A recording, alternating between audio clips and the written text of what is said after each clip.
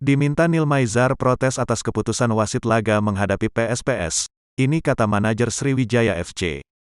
Pasca luapan kekesalan kepala pelatih Sriwijaya FC Neil Maizar sempat melakukan protes terhadap wasit Hoirudin atas keputusan yang dinilai merugikan timnya pada laga Sriwijaya FC dikalahkan tuan rumah PSPS 0-1 babak penyisihan Grup A Liga 2 Indonesia.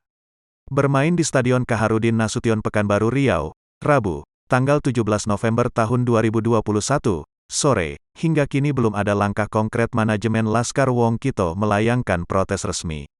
Mohon maaf, saya sedang menghadiri pemakaman di TPU Kebun Bunga dan baru landing di Palembang, jadi belum sempat diskusi dengan tim.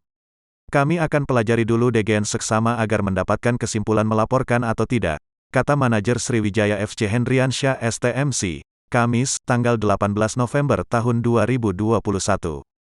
Sebelumnya, padahal pada preskon usai pertandingan, Neil Maizar meminta agar manajer Sriwijaya FC Hendriansyah STMC mengajukan protes atas keputusan wasit Hoirudin yang dinilai merugikan timnya.